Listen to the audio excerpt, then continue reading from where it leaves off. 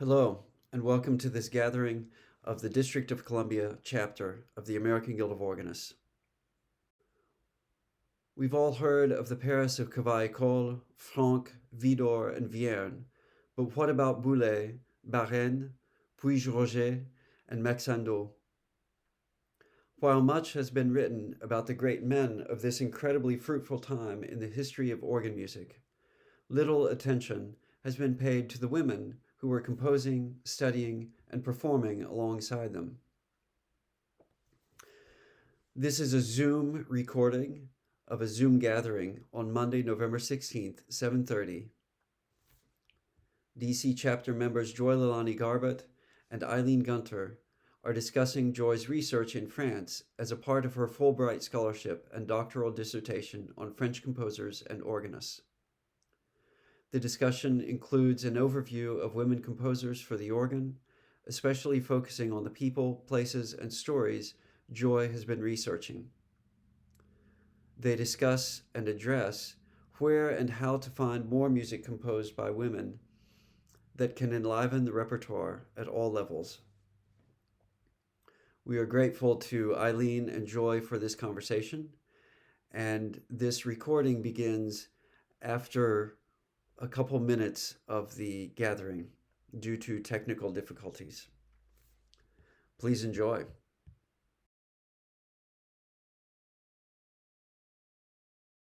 That she's probably one of the better known names of this group of women due to her American tours and her publishing, and she really had one of the more high profile careers. But I wanted to back up and see if there were any women that preceded her and how sort of how she got to be who she was.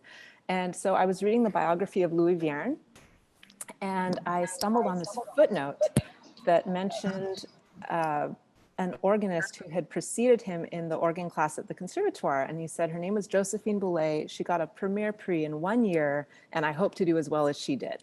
I was just so curious about who this woman was. I had never heard of her. I didn't even know there were women that could study in the organ class at that time. And so I started a deep dive that has lasted for the last 5 years of going through, footnotes, and one resource leads to another resource, and one musicologist leads to another, and it's been this years-long treasure hunt trying to find more composers, more organists, and more pieces. Are there other people working in the field besides yourself? Yes, thankfully, there are more and more people that are starting to become interested in looking at the gaps in the repertoire that we currently know in a lot of wonderful ways. And we're seeing more representation and diversifying of the repertoire across instruments. But since I'm focused on the organ, that's, of course, my special area of interest. But yes, there are some researchers in France that are writing primarily on the 19th century. I feel like the 20th century is still, maybe it seems a little recent to be examining for musical history, but a little bit more research from other researchers that I've met on the 19th century and what women in France were doing. And forgive me for asking, but are most of these other researchers women or men? They happen to mostly be women. Part of what I'm hoping to do is just really show that this repertoire is really interesting and valuable for everyone. It's not just women's music. So. Yeah, for sure. But it's just interesting who is gravitating that way. Yes. In terms of their research. Yes, for sure. Now, you talked when we spoke earlier, as we were kind of preparing this, about, and I love this phrase, contact tracing. We hear so much about contact tracing when it comes to COVID and figuring out who's been with whom and who's been exposed and all that. Well, yours isn't quite the same virulence, but it was real detective work. Can you talk a little bit about that? Sure, it was. I really arrived in France with a lot of optimism and hope and not a lot of leads on where I was going to find anything or what I would find. So I had written a proposal saying, I'm sure there is music at the National Library, and I'm sure there is music in the archives, and I need to go and find it. Not all of the catalogs are digitized yet. And so I made this great case and then got there not even knowing where to start. So the first person that I met was the librarian at the Conservatoire in Lyon, which happens to have the collection of Nadia Boulanger, her working library that she had in her private office. So it's not her, she divided up her resources in her will to many different. Thank you. Yeah, so the Conservatoire in Lyon had Nadia Boulanger's private collection of documents and resources. And so that's where I started. And talking to that librarian led to another librarian, and she said, oh, there's an organist you should speak to who knows some interesting music. So that organist in Lyon said, oh, have you heard of Elsa Baran and her preludes and fugues, and put me onto those. And then another librarian said, there's a music store you should visit, and they have a lot of interesting collections. And then talking to someone at a music store, and they're recommending another organist in Paris that I should meet. And it just sort of went like that until it just branching out in this web of contacts. And one of the most interesting that happened towards the end of my time there was a parishioner at Saint-Esprit, which is in the 12th arrondissement of Paris, where Jeanne Demessieux happened to be the organist for about 30 years. One of the parishioners there had a great aunt who was a composer, and her aunt had passed away the summer before I arrived, and they were cleaning out the apartment and found all of these manuscripts. So she went to her music director and said, I found all these manuscripts. I don't know what to do with them. Some of them are for the organ. And he said, oh, there's some American here who's running around talking to everybody looking for music composed by women. You should talk to her. So she got in touch with me, and I've been able to go through all these manuscripts with her. And really, that was the first real musicological find that I felt like I had, where I had, there was a sonata for organ that I just premiered a few weeks ago for St. Thomas, New York, and I just recorded another piece of hers that it's really interesting stuff from the 1950s. She was a student of Messiaen, fascinating woman, and I can talk a little bit more about her at the end. But that was kind of the last stage of contact tracing, where I was able to get to private collections in people's homes that hadn't been cataloged or published or performed, and it's been really exciting. Well, you mentioned Boulanger, and I think you've got a short piece of hers to play for us.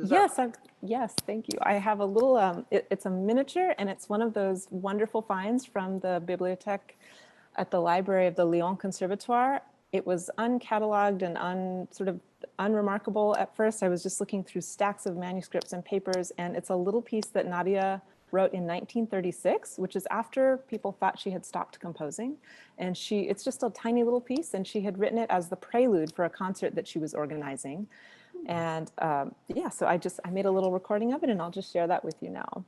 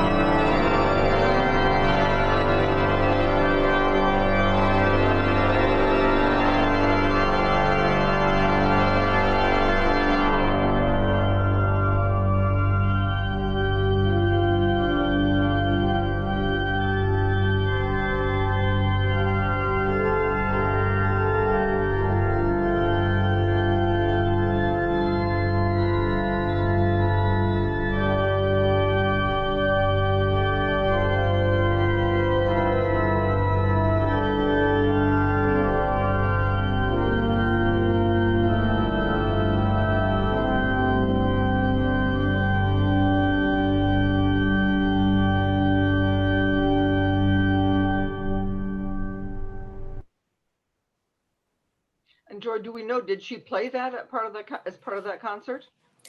Yes, she did.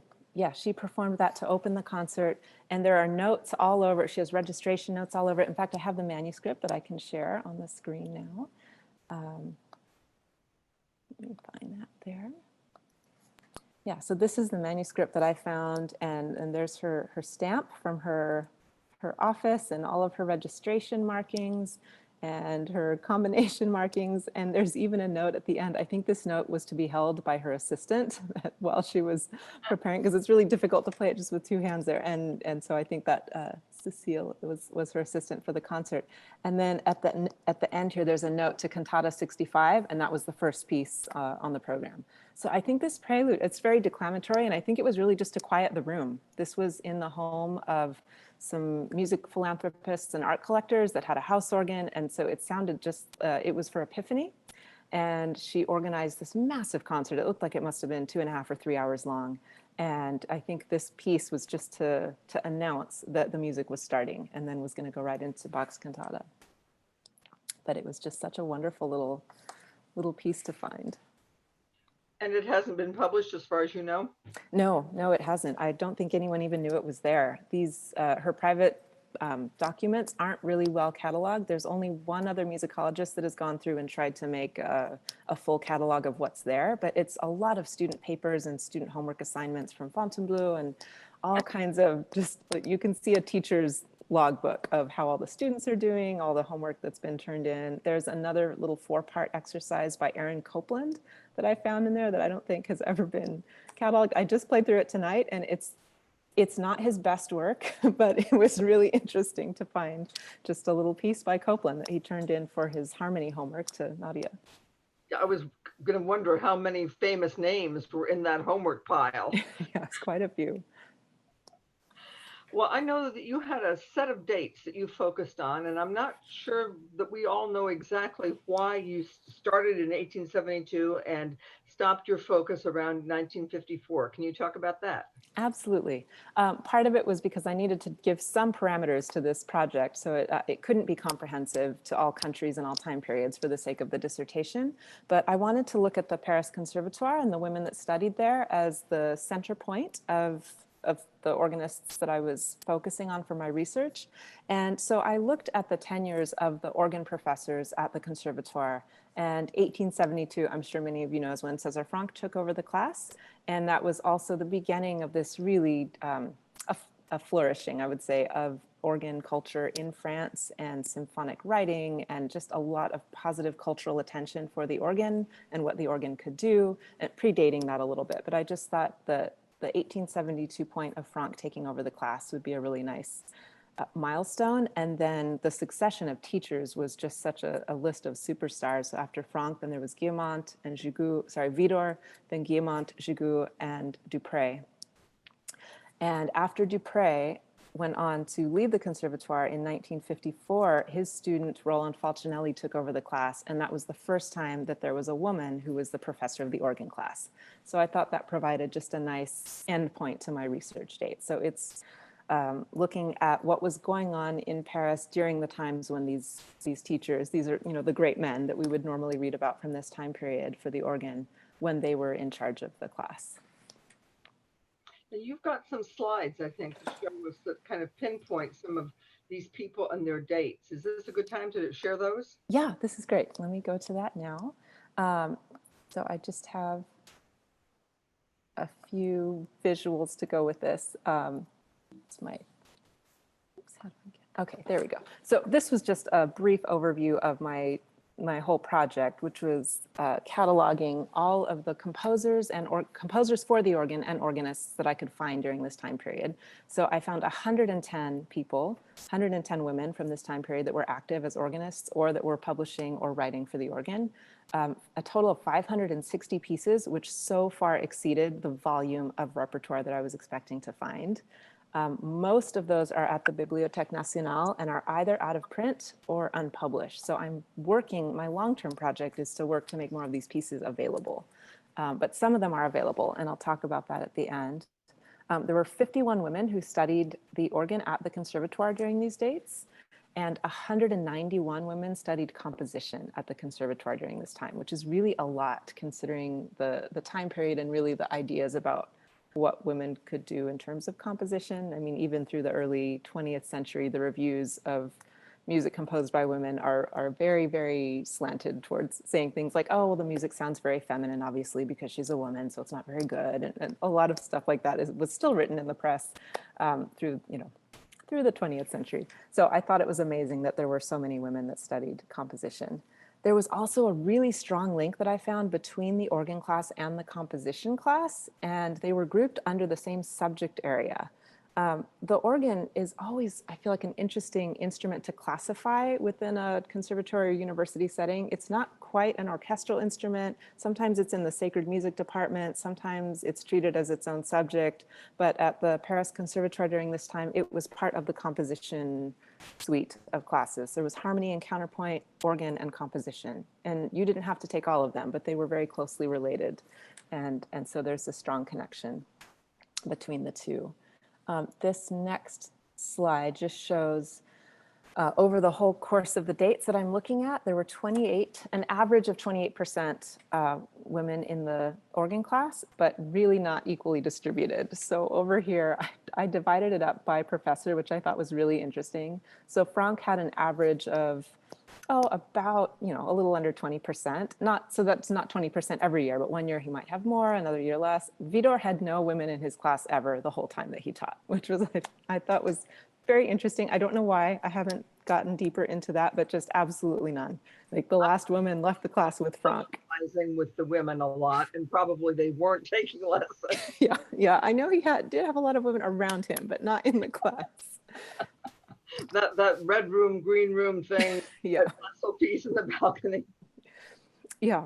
So not enrolled, and he may have had private students. I don't know. I haven't done a lot of research into Widor's teaching career, specifically with the private students, but at the Conservatoire, he did not have any in his class. Guillemot only had 2 women, which also ended up being about 2% of his total number of students.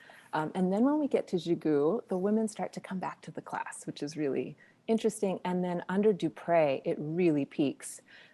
And was close to 40% during his time, peaking at almost 80%, and that was during World War II. So I did chart this over the years, and you can see Widor's tenure here with no women, and then Guillemot, and then this is during Gigoux and during Dupré, and the peaks of women in the class overlap very clearly with the World Wars, which is this tragic time in history when so much of the population was just lost. And it was tragic to see that sweep through the Conservatoire. And just as a side note, there was one year that I found as I was going through the class list where the entire class of trombone students is marked absent for the war. And then the entire class of bassoon students and the entire class of horn students and the class after class after class, the entire group of students is marked absent for the war. And only in classes where there was a significant portion of women do those classes really continue with a full body of students. So there's a lot of tragedy in the history here, but it is also an interesting window of opportunity when women really got the best instruction and had access to the instruments and were really able to advance in musically during that time. And just as a final thing on this topic of women at the Conservatoire, these are all of the organists, all of the women who studied organ during this time period. So just a quick list of names. Some of them you may recognize, and a lot of them are fairly unknown. There's Nadia Boulanger, Jeanne Demessieux, Odile Pierre, Germaine Taillefer, who's probably one of the better known composers outside of the organ, who's also in the organ class. So just quite and Marie-Claire Lang. So a wonderful, wonderful group of people that have not been written about as a group yet. And did many of those folks compose music that we are not aware of? Yes, there's a lot of smaller pieces. I think that's part of both I didn't want to use the word stigma, but stereotype, I should say, of what it was expected that women would compose. So there aren't a lot of symphonies, there aren't a lot of sonatas, there's a lot of preludes and offertoires and untitled pieces and some pieces that were clearly written for a large instrument, though, that require 3 manuals and pedal, and a lot that were written for harmonium or organ that can be played either way. But it's really interesting to me when I find pieces that are clearly written for a large instrument and are concert pieces. It's probably a harder way to think about this, but are you aware of pieces having been composed by women but published under another name, a pseudonym, a man's name? Yes, there's a few, and it's just so hard to trace it because unless you know which woman was using which pseudonym, it seems like, it's just an unknown or a little known, composer's name. I think I'm trying to remember the name. There was one woman who used 5 or 6 different pseudonyms. She would just make up different names and publish under them. And that was fine, but it's just hard to track it. And so I'm trying, anytime I come across anything that says, this name was actually this woman, I link them, but then I have to verify that, and it's really hard to do. So it's just a call to composers, please use your real name so future musicologists can know who you are. Now, you were able to talk with some interesting folks. Do you have some stories to share from them? I made it a project to get into every loft that I could and talk to every person that I could while I was there. So I was really fortunate to be, once you meet one person and they introduce you to someone else and so on and so forth. So the first organist that I met was Hampus Lindvall, who is the current titular at Saint-Esprit at Demessieux's church. And then he introduced me to Thomas Lecote, who's the organist at La Trinité, at Messiaen's old church. And so then that was the next loft that I went to. And then it took a little while to get an introduction to Olivier Latry at Notre Dame, but that finally happened. And then I got to go and attend the mass and talk to him there. And I wanted to set up a meeting with him to ask him about his expertise in French musical history and any female organists or composers that he knew about. And he said, oh, absolutely, sure. Just come meet me for mass and we can talk during the sermon. So that'll be fine. So I showed up for mass. And he was like, you have to be there at 8 o'clock and the doors are locked. Make sure you're there on time and we'll talk during the sermon. So I got there and he had triple booked himself. So there were 2 other people that he had also promised this to, but there are 3 masses. So it worked out fine. I just had to sit through the first 2 masses while he had his meetings during the sermon for the first 2 masses. And by the 3rd mass, I was able to meet with him.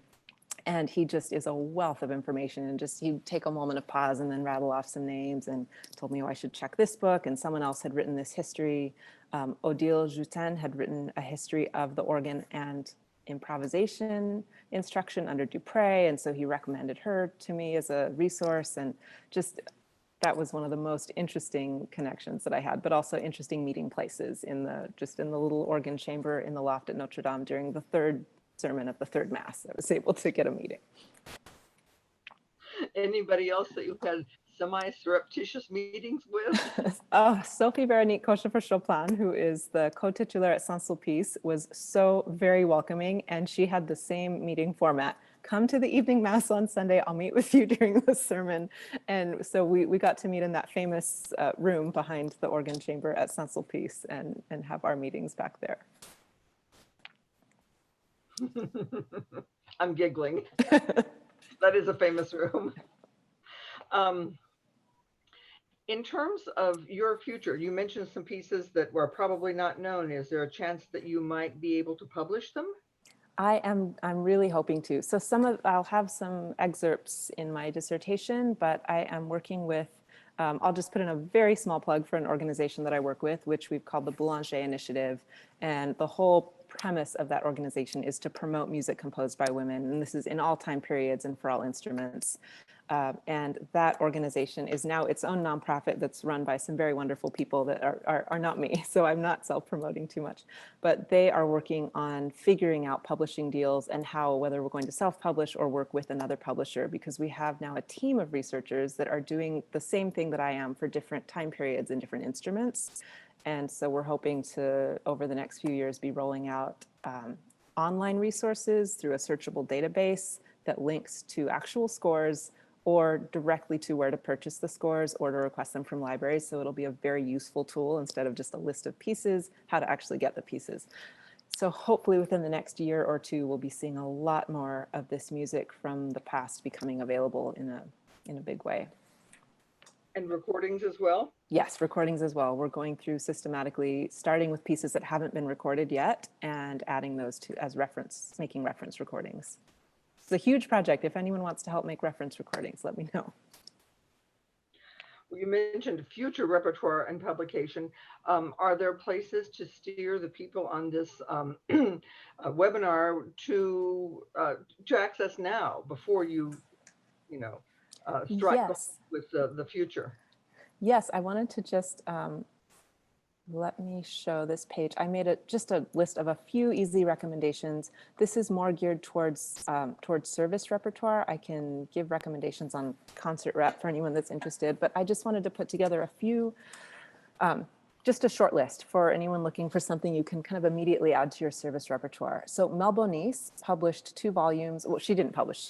Her grandniece, I believe, has collected all of her organ works. And George Lartigot, an organist in the near the Toulouse area, has edited them. And so there's 2 volumes of organ pieces. They're all, between 2 and 5 pages. Some of them are really lovely. Some of them are very simple. Some are more complex, but they've been really nice to add in as service music. And that is just from her website, mel-bonis.com. There's a link to purchase those. Then Nadia Boulanger has 3 improvisations that many of you may be familiar with, but I was not until more recently. And these are just 3, I've used them in concerts, I have used them for services. There's a prelude at the beginning that really makes a better postlude, and then there's a little improvisation and a short canon that's a really nice prelude piece. And those are on IMSLP. If you just look for Nadia Boulanger, Trois Improvisations, and those are free downloads online. Cécile Chaminade, who was another one of the composers who had a presence in the US in the early 20th century because she made some concert tours here, and she performed at the White House and was really very popular as a salon performer. But she published a collection of 9 pieces for the organ, La Neuf Sacrée, and that's available for purchase from Boosey and Hawkes. And those are also really interesting. You can tell they're pieces written by an organist who had to play real services. So there's a wedding processional that can be extended or cut or looped or shortened. It's like, this is written by somebody who's had to play for a bridal procession. So it's really useful, but beautiful and well-constructed, French music from this time period that we all know and love. And then these last set of pieces by Demessieux, I just love. I know Demessieux has a reputation for being a bit thorny and difficult at times. It's well worth it, but these pieces are all on the shorter side, very approachable, still with her very characterful style of writing. And these are available from many sources. You can get it on eBay or Amazon or Alfred, they've been published and republished and reprinted. So they're not hard to find. If you just look up Demessieux 12 chorale preludes, those are available. That's probably her most readily available in the US collection of pieces that are useful throughout the year and all based on chant themes. And not as difficult as some of the other works. Right, not quite as difficult as some of the other works. My favorite, and coming up seasonally too, is the Roraticelli for Advent. That is absolutely gorgeous. And if you don't play that, I highly recommend it. It's one of the most beautiful ornamented chorale settings of that chant that I've heard. Well, I'm kind of out of questions, but I'm wondering if some of the folks on our call here might have something to ask Joy. I am just looking at the chat here, so I want to loop back to those that were typed in. The first one I see is from Tom Count. How does Cécile Chaminade play into my research? Tom, I just mentioned her at the end, but that might not have answered your question. So she did compose and was one of the few women that published her music. She was also one of the few women that was married, which I thought was interesting. It wasn't, I'm not making a correlation, causation, either way claim on that, but most of the women that were working in music weren't married. But Chaminade was really strategic, and she just married a music publisher, and then she published a lot of her music. So I think she published over 300 pieces, not all for the organ, but that was her approach to dealing with being a woman who was composing during this time. So that's a bit on Cécile Chaminade. And then, okay, and I see another question. Thank you so much, Carol. I will be in touch about some recordings. I'm not seeing it, so you're going to have to do those, Joy. They're not showing up on my screen here. Oh, yeah, those were the 2 questions. Sorry, I just realized they were in the private chat. Sorry. Anything else that people would like to add? We've probably got a little bit of time. David, did you have anything more that you'd like to have us make sure to talk about? No, I find this so fascinating, and it's been a long time since I've heard someone talk about music in Paris, and I miss it. And it's just one of those things. But there were a couple people who had their hands raised. Remember that when you want to ask, we'll call on whoever and then unmute yourself. Sorry, David, Yes. and Eileen, I just remembered I did have one more brief area that I wanted to touch on, and maybe that will be what some of the questions are. But I wanted to just say a word about women working in churches and working as organists. Yeah, good. Which I really was so curious to find, because there's this tradition of, men holding the position of titulaire at all of these famous churches. And a lot of these men, especially like Guillemot and Dupré, went on long concert tours and would be gone for months at a time. And who was playing the organ while they were away? And it was usually their students, and sometimes it's recorded who was playing. And so there are some instances where we know that women, Demessieux was one of them, Nadia Boulanger was one of them. I have a little list I can show you here. But I wanted to just point out that there were a lot of women that were playing in these grand Paris churches and not getting any recognition for it because they were just the supply organist, or they were the interim, and they weren't recognized for that. So here's just a quick list of churches, and the asterisk denotes that they actually held the position of titular organist. So that's usually later on in the century. But you can see, for those of you who are familiar with Paris churches, this is kind of a list of the big ones. If you're not, these are some of the most beautiful churches with some of the most lovely instruments that you could ever hope to hear.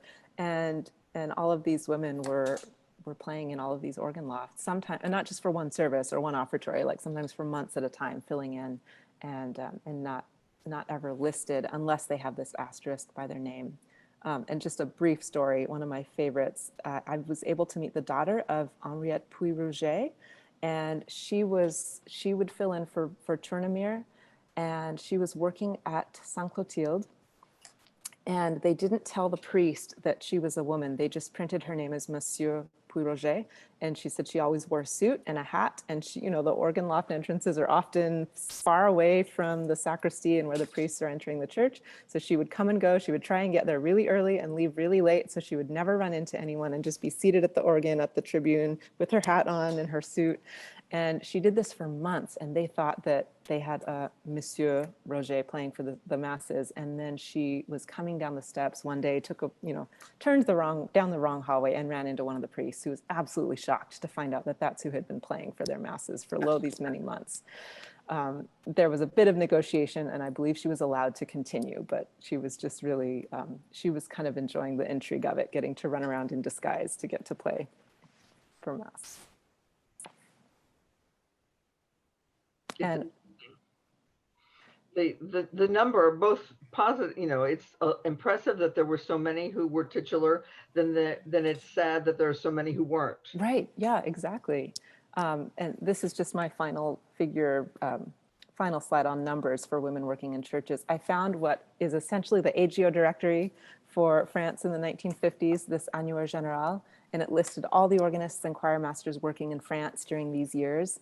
And I went through name by name because I was so curious to see what I would find. And so out of 362 total musicians listed, 102 of them were women.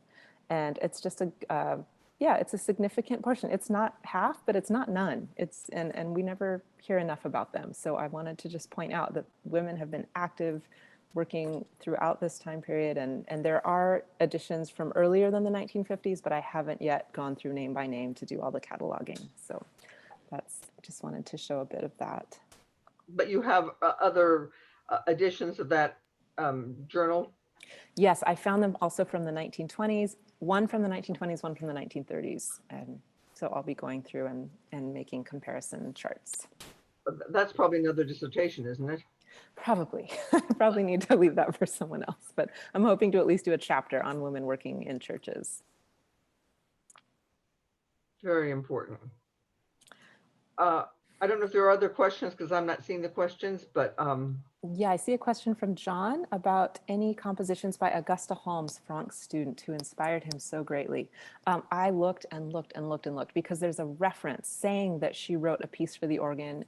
I don't know if it exists anywhere. I couldn't find it in any of the archives or libraries.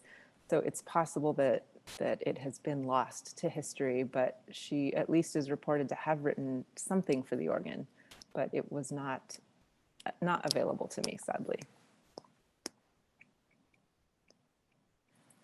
Anything else anyone would like to add?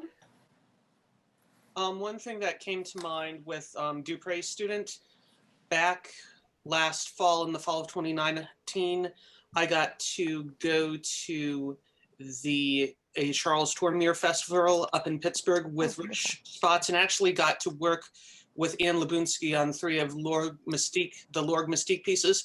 And when I was working with Anne, she mentioned this one woman organist and composer and theoretician, Yvonne Deporte. Yes. And Yvonne actually wrote an improvisation book. And I was wondering if you would, we're going to include that in there, and if you found any of her works. Yes, I did. I found she's definitely on my list of composers, and I'm just looking at my chart briefly to see what I have of hers. I know I have her listed as a student, but yeah, she has written over 500 compositions, but only a few of them are for the organ. So yeah, she'll definitely be included in there. Yeah, so Yvonne Deporte, she has a book that Anne showed me that showed you how to improvise counterpoint right and on the spot.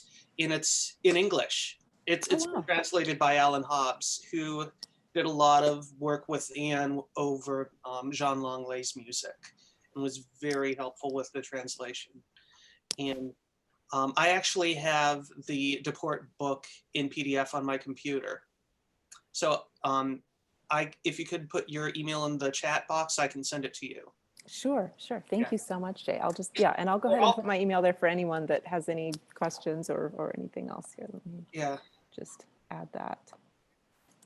Yeah, she was kind of a pedagogical standpoint, sort of kind of like Boulanger, but not as strict as Boulanger.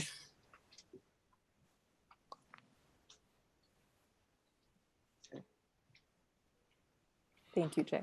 You're welcome. Carol, did you have a question?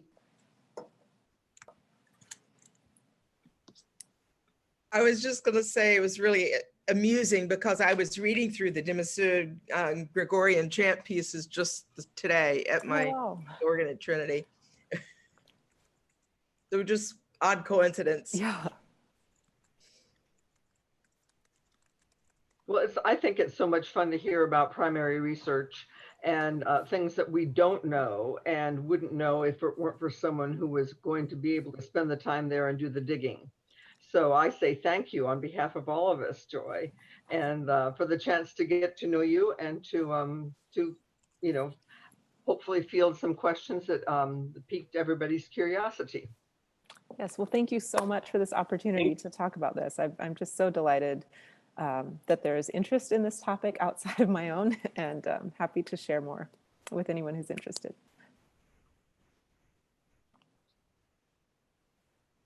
Can I ask a quick little question? Yeah, of course. When you were doing your first contacts there in Lyon,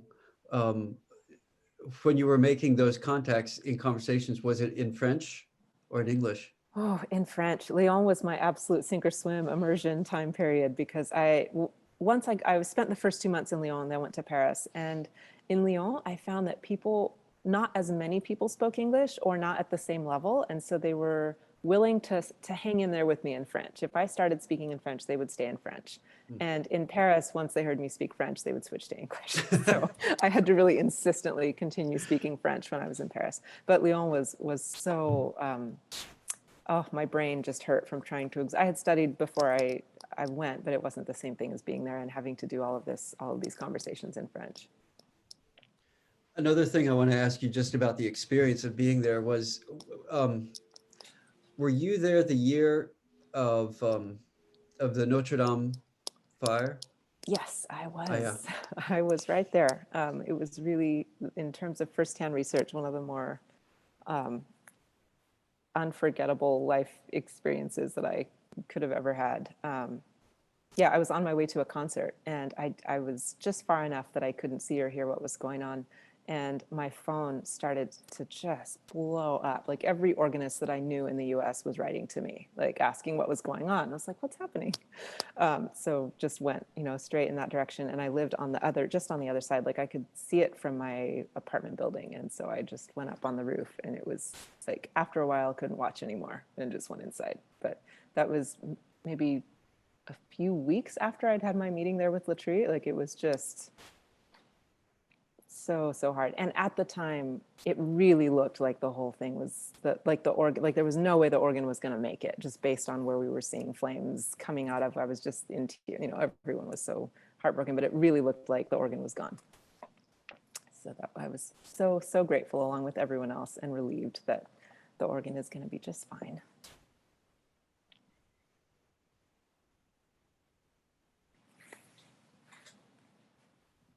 Are there no other comments or questions? Come on.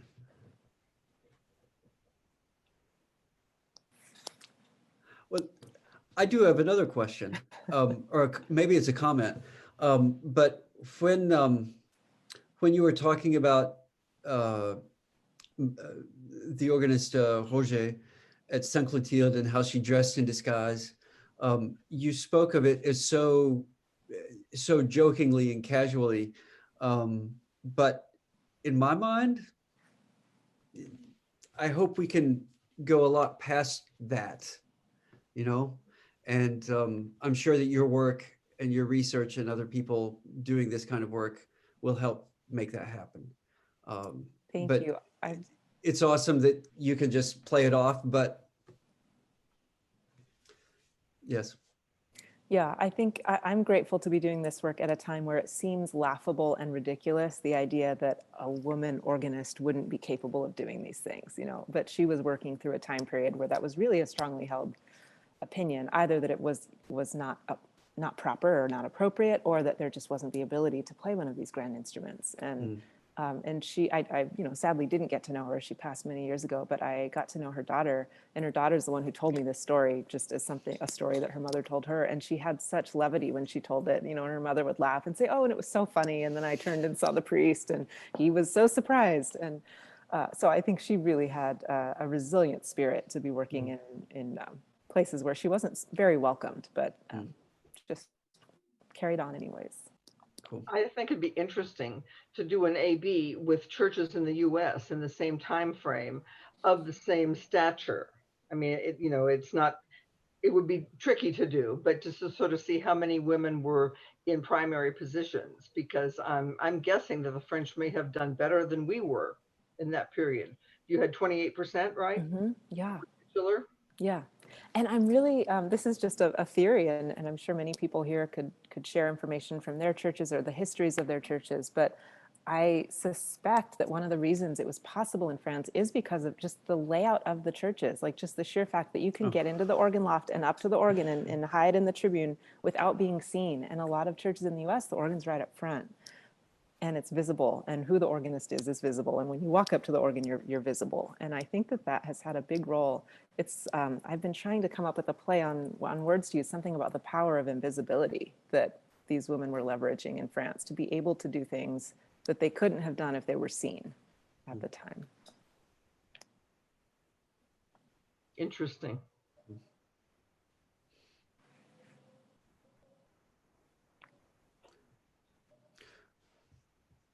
Well, thank you. Joy, that sounds like the plot for a play that needs to be written. All right. Yeah, that's a great idea. The power of invisibility. Well, you can't copyright a title, but I think among our group, we should commit to the fact that she invented that title and nobody's going to go out and steal it. Oh, I got one more question in the chat that showed up. This is from Dan. Hi, Daniel. Thank you so much for this question. He is asking if there's any idea what the family background or finances were for many of these women. Were they not bound by financial constraints and therefore could study, or were they working class? And did the teachers view them as if they were doing this as a hobby? That's a really great question. Yeah. And I think that's something I need to dig into a little bit more, but it definitely varied. It wasn't a uniform group. I think some of the women like Mlle Bonis and Cécile Chaminade, who either through birth or marriage were a little more well-placed socially, did take it on. Like Mlle Bonis had to do it as a hobby because she wasn't allowed to compose for a little while professionally, but she just kept doing it privately, and was able to afford, you know, private teachers and time on organs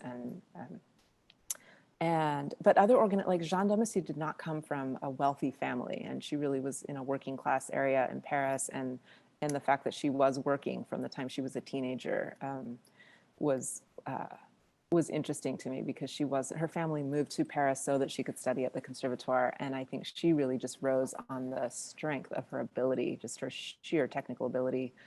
Was accepted and taken quite seriously as an organist, even from when she was very young. So I think there's definitely a range, but, and it varies by professor. I think, Vidor and Guillemot maybe didn't take the women quite as seriously, and Dupré seems to have been really respectful of talent wherever it came from. So that's as far as I've gotten with that so far.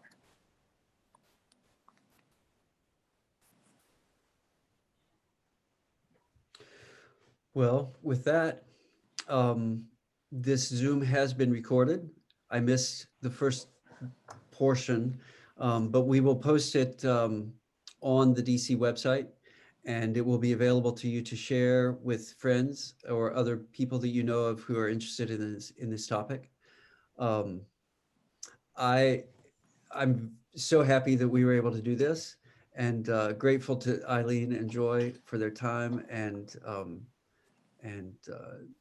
expertise in asking really wonderful questions and doing the research and sharing it with us. Well, thank you so much to everyone, to Eileen for being wonderful to work with, and David and the DCAGO for the opportunity to share. Thank you. Also, another thing, Joy, I got the deport for any of those who want to look at it up in the comments section. Oh, thank you, Jay. That's yes, great. Thank you. Well, Joy, thanks for all your work. It was really a pleasure to get to know about it. No. Thank you. Yay. Bye.